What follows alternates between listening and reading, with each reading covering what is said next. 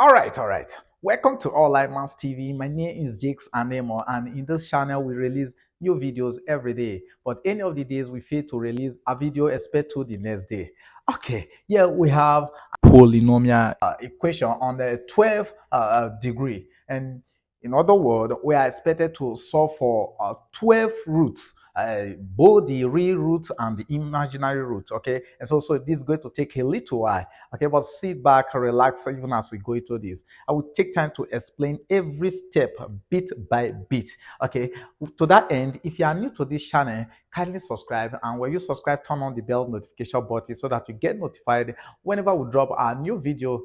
Yeah, okay. So let's take the question. The question reads 36x to the power of 12 minus 144 x to the power of 10 minus 97 x to the power of 8 plus 388 x to the power of 6 plus 36 x to the power of 4 minus 144x to the power of 2 equal to 0. What there will be the values of x. So from here we take our solution. So yeah, let's put down our solution. We put down our equation. We have this to be 36x to the power of 12 minus 144x to the power of 10 minus 97 x to the power of 8 plus 388 x to the power of 6, okay, plus 36 x to the power of 4 minus 144 x to the power of 2 or equal to 0. Now, if you look at this expression, you discover that x to the power of 2 is the smallest power, and at the same time is common to all of these, and so we can factor out x to the power of 2. So if we do that, we're going to have this to be x to the power of 2 bracket open. If we factor out x to the power of 2 from here we're left with 36 x to the power of 10 minus 144 x to the power of 8 minus 97 x to the power of 6 plus 388 x to the power of 4 plus 36 x to the power of 2 minus 144 or equal to 0. Okay, so we'll put this in bracket. Okay, now if we look at this, we are having x to the power of 2 to 0 and the whole of this to 0, where we apply the zero product rule. So this will now return, give us here x to the power of 2 equal to 0. And automatically, this now implies x equal to x squared equal to 0. We take the square root of both sides, and so doing, we put plus minus. And where this takes care of this, and so we now have this, therefore, x is equal to plus minus 0. In other words, we have x equal to 0 twice. Now, let's handle this side of the equation now. So we put down our expression here. So we are left with 36x to the power of 10 minus 144x to the power of 8 minus 97 x to the power of 6, the plus 388 x to the power of 4 plus 36 x to the power of 2, then minus 144 or equal to 0. Now, this is the second part of the equation. What we do at this point is to bring in another alphabet. Okay, so if we bring in another alphabet to take the least power here now. Okay, so from here we can say let's use p equal to x to the power of 2.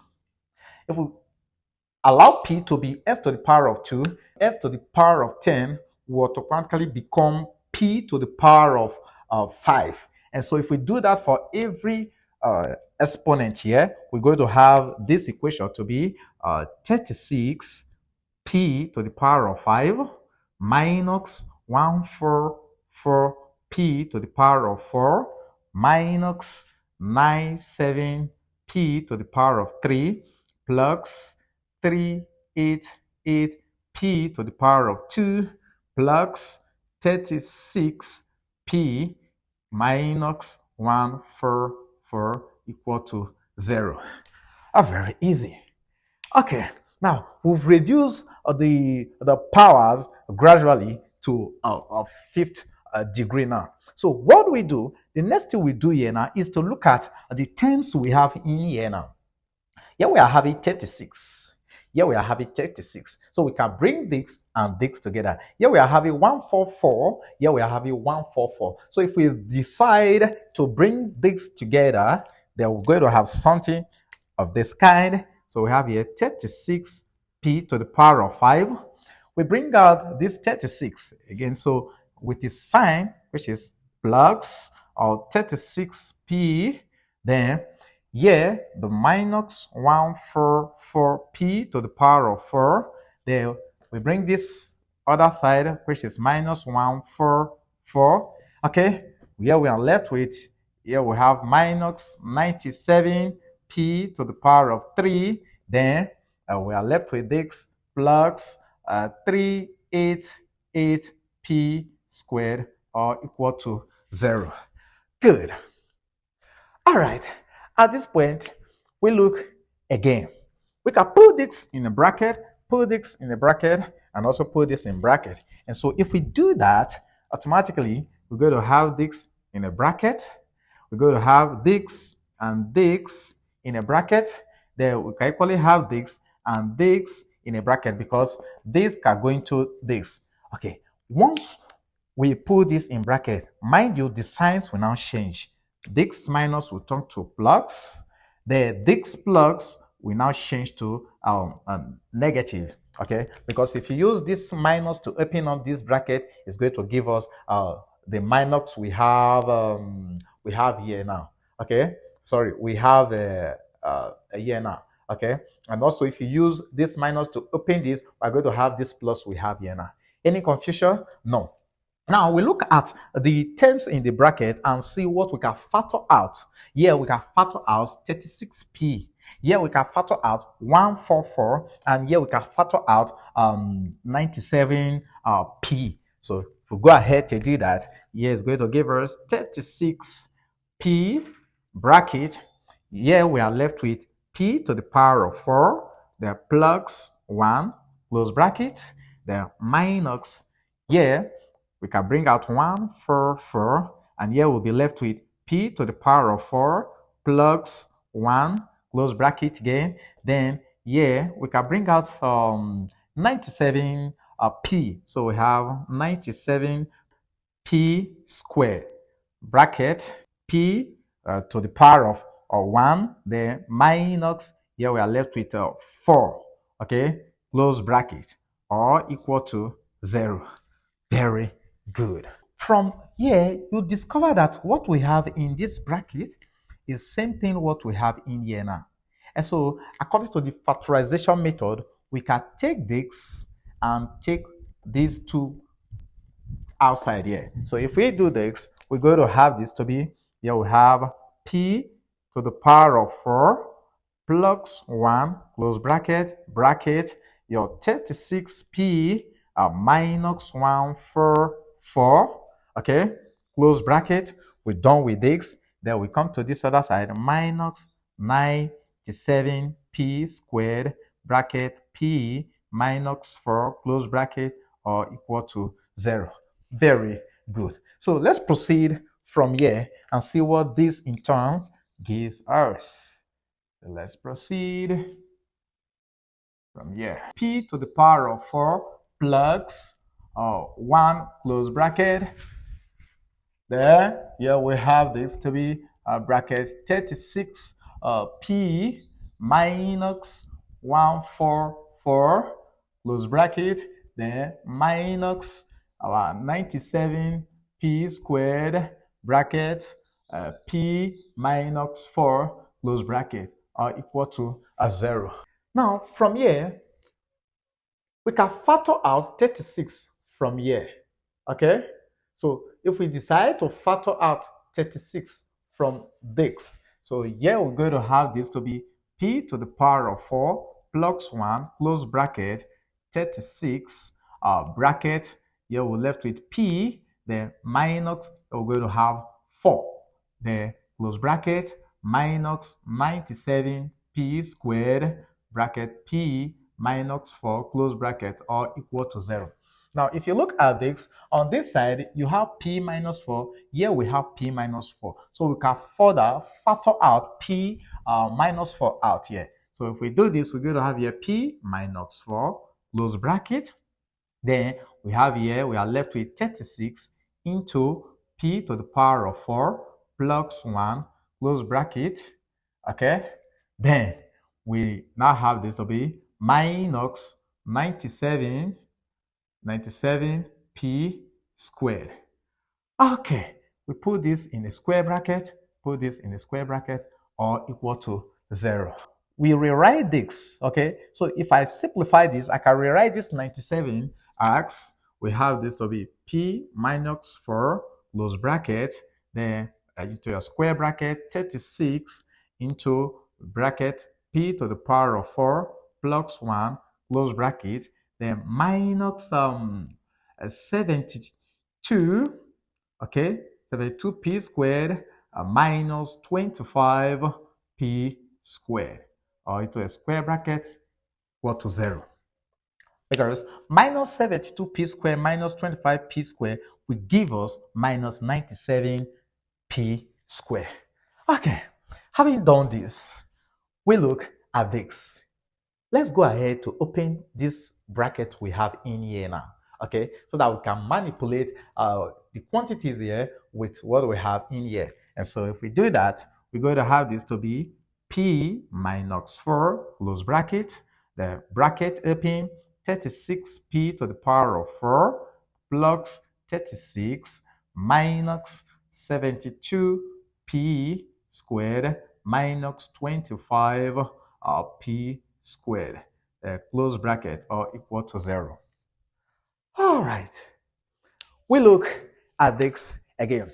But before we continue, if you are new to this channel, kindly subscribe. And when you subscribe, turn on the bell notification button. Okay, so let's go again. Yeah, 36 can go into this. So let's group this and this together. So the whole of this, let's group this together. If we do this, we are going to have something of this nature, bracket, p minus 4, then close bracket. From here, let's bring out 36 here. So we have here 36 bracket. Here we are now left with p to the power of 4. Let's bring this minus 72p squared out here. So if we use 36 to divide 72, we're going to have here 2p. So we have this will be minus 2p squared. Then here we have here to be plus 1, close bracket, then minus 25p squared. Let's put this all into our square bracket. Okay, equal to 0. Well, although it's complex, but we get to the final stage of it gradually. Now, look at what we have inside this bracket. If we factorize this expression, okay, we're going to come out with p to the power of 2 minus 1 all square. Okay, because of time factor, time constraint, you can work on this. Okay, if you work on this, you're going to have this. So we're going to have here p minus 4, close bracket, into our square bracket, 36 into, here we're going to have p squared minus 1 all squared. Okay, then minus 25p squared, square bracket, or equal to 0. This expression you have here now, if you work on it, you're going to have this. Okay, now that we have this now, what should come to your mind is that this is a perfect square, this is a perfect square. If we consider the quantities in here as one quantity, so we can raise this to a square, raise this to a square, raise this to a square. So if we do that, we're going to have the whole of this expression will now become bracket p minus 4, close bracket, square bracket, 6 square. 6 square will give us 36, bracket p squared minus 1, close bracket, all squared, minus 5 squared p squared, then close our square bracket, or equal to 0. Okay. So we can put this, group this to be a square, then we can group this to be a square too. So from this, let's continue on this other side. We can consider the whole of this as a quantity and consider the whole of this as a quantity. So if we regroup this, so this will now give us p minus 4, close bracket, then into our square bracket, into another square bracket again. So we have 6 here, bracket p into 2 minus 1, close bracket, or into our square bracket here, 2. So the whole of this now is considered as a quantity. There, minus 5p, close bracket, all squared to our square bracket, or equal to 0. Now, record the identity, which says that if you have x squared minus or y squared, this is same thing as x plus y, there, bracket x minus y. Okay, so if we succumb to this rule, which is a difference of 2 square, we can apply that here. Okay, so if we apply this rule here, then we're going to have the whole of this expression to be p minus 4, close bracket, there, bracket, your 6 into p squared minus 1, okay, close our bracket here, there, plus 5p, okay, there, close bracket, there, into bracket 6, bracket p squared minus 1, close bracket, minus 5p, close our bracket again, or into our square bracket here. This is a square bracket, this also a square bracket, this also a square bracket, everything equal to 0. Okay. Any confusion? No. Okay. Just take time to digest it. Okay. It is very easy. Now, with this, I want to use this to open up what we have in the bracket, use this to open up what I have inside this bracket. And so we have this to be p minus 4, close bracket here. Then into our square bracket, we have 6 p squared minus 6 plus 5p. Okay, then we close our bracket here. Then into our square bracket, then we open up this other side to give us here a bracket open 6p squared minus 6, then minus 5p, close bracket to our square bracket, or equal to 0. Okay, we look at this. If we rearrange what we have inside here, automatically we're going to have this to be p minus 4, close bracket, bracket open, 6p squared plus 5p minus 6, close bracket, open bracket here, 6p squared minus 5p minus 6, close bracket, or equal to 0. Okay. The game is playing out now. Now, if you look at this, we have everything equal to 0. We now apply the zero product rule. If I apply the zero product rule, automatically we're going to have this equal to 0, this equal to 0, this equal to 0. And this is a quadratic equation, this is a quadratic equation. So first of all, let's express each of them to 0. So this now implies p minus 4 equal to 0. There, or we have 6p squared plus 5p minus 6 equal to 0, or 6p squared minus 5p minus 6 equal to 0. This one doesn't have any issue because here p is automatically equal to positive 4. So we don't have an issue with this. We've gotten the first value for our p. Then we now solve these other two quadratically. Let's take the first one now, which is second case. This is case 1. So let's take case 2, which is 6p squared plus 5p minus 6 equal to 0. Let's solve this quadratically. Okay, in solving this, we're going to use the factorization method. We take note of this 6 and the coefficient of p squared here. So we use this 6 to times this 6 to give us 36. We look for the factors of 36. What are the factors of 36? We have here 1, 2, 3, 4, 5, 6, 7. Can 8 go into this? Okay, 8 cannot. 9. Then we have 12, and so on and so forth.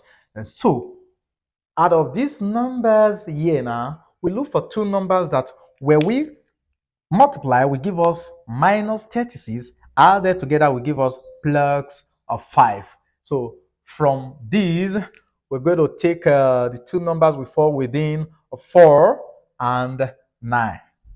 So if we look at this carefully, what will now be the sign? The sign that will give us positive 5 and negative 36. And this is going to be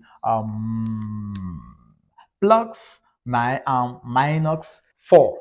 Okay, so let's go ahead and impute that into our expression. So we have 6p squared, okay, then minus 4p plus 9p, then minus 6 are equal to 0. Very easy. Okay, we can group this and this, we can group this and this.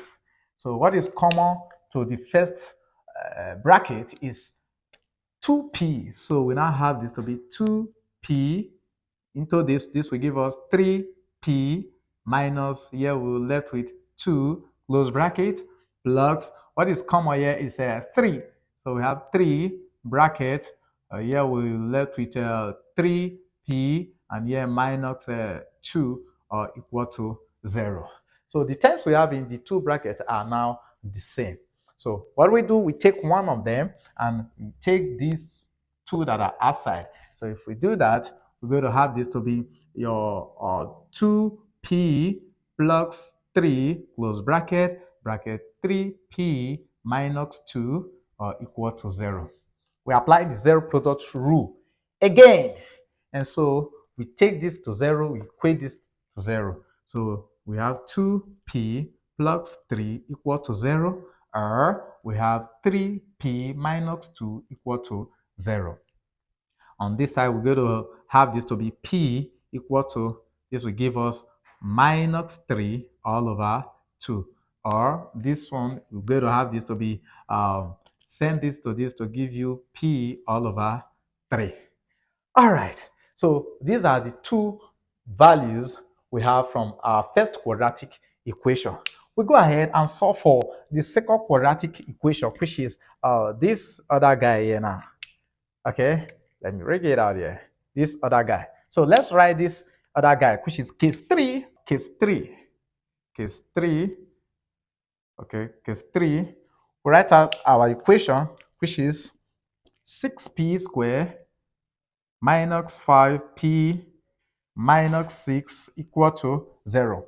We use the factorization method again. If we do that, the only difference between the first case and the second one is that these two factors, this will turn to a plus sign and this will turn to a minus sign.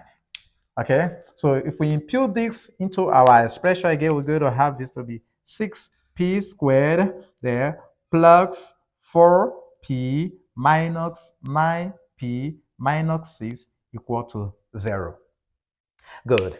Again, we put this in a bracket, put this in bracket, put this in bracket, put this in bracket. We factor out things that are common to both brackets. There, 2 is common, so we have 2p bracket. Here we left with 3p squared plus, here we have 2. On this other side, what is common here is 3. So we have 3 brackets. Here we now have 3p. There, the minus times minus will give us plus 2, close bracket, or equal to 0. You discover also that what you have in the first bracket, sorry, this is not square, please. Pardon me. Okay, so you discover what we have in the first bracket is same thing we have in the second bracket. And so if we rearrange, we're going to give us here 2p minus 3, close bracket, then bracket 3p plus 2 close bracket are equal to 0. We apply the zero product rule again, where we equate this to 0, equate this to 0. And so we continue from here again. Like I told you, this will take a little time, but just stay tuned, stay connected. Here we now have 2p minus 3 equal to 0, or the other side of it, which is 3p plus 2 equal to 0. And so p from here, we have p is equals to 3 all over 2, or here we're going to have p to be minus 2 all over 3. Okay.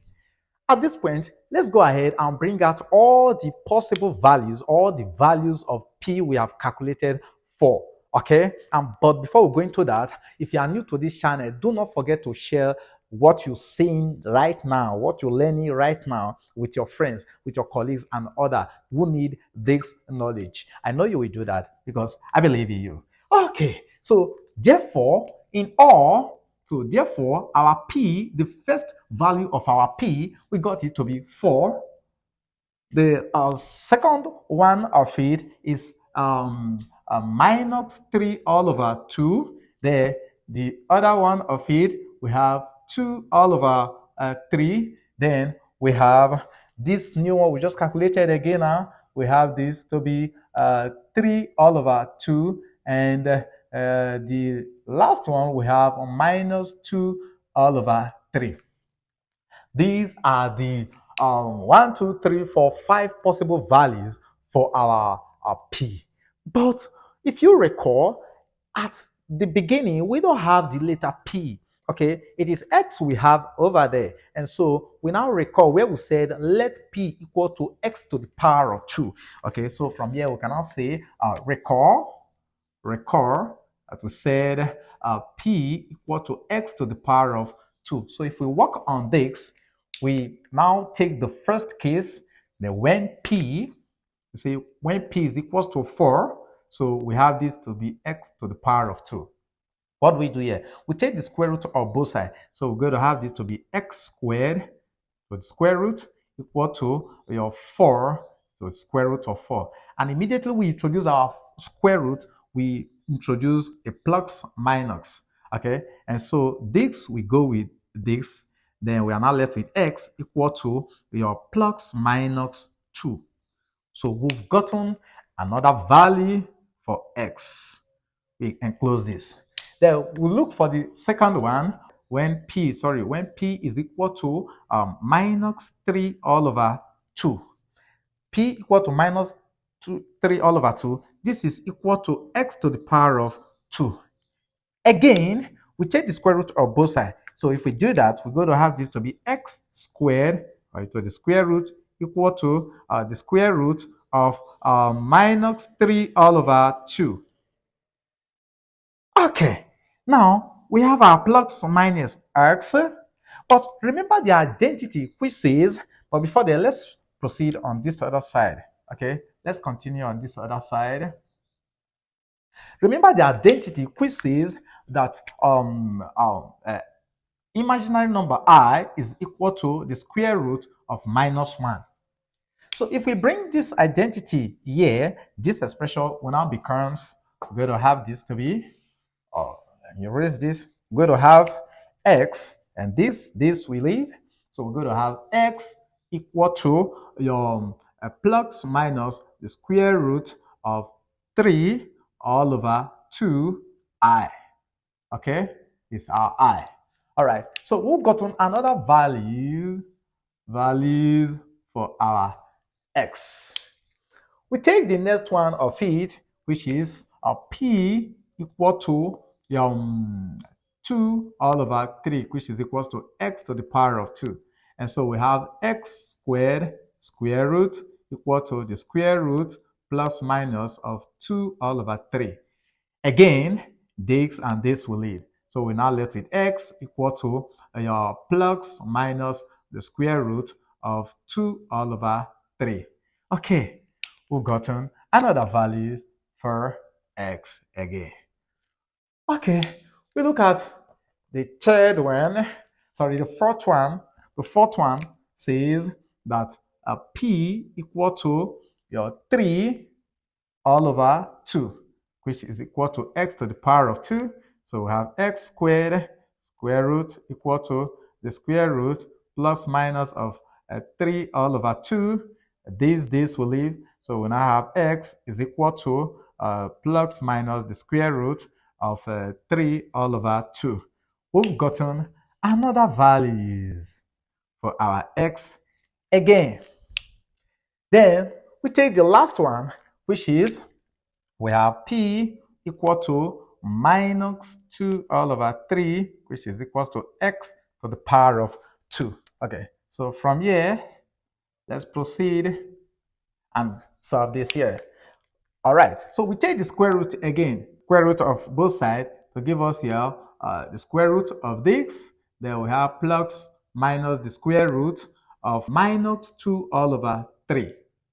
This we go with this. So we have our x is equal to, going by that identity, which is an imaginary number, we're going to have this to be plus minus the square root of 2 all over 3 or into I. Okay, so this is the last value of x.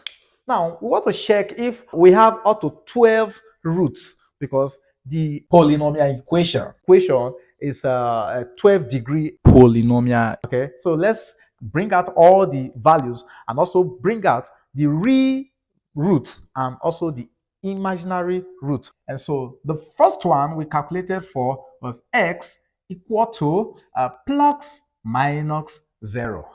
The second one, we have our x is equals to plus minus 2. Then another real root we have again from the system is x is equal to your plus minus the square root of 2 all over 3. And another one of it again, we have this to be plus minus the square root of 3 all over 2. Then the other one, which are the imaginary root, we have plus minus the square root of 2 all over 3, okay, I. And the other one, we have x is equals to plus minus the square root of 3 all over 2i. If you look at this carefully, let's count and see if we have our 12 roots. So we're going to have this to be 1, 2, 3, 4, 5, 6, 7, 8, 9, 10, 11, 12. So we have our 12th root. Among the root now, we have this and this to be imaginary root. So we have imaginary root. We have this to be imaginary root. And we have here down to this, we have the real roots.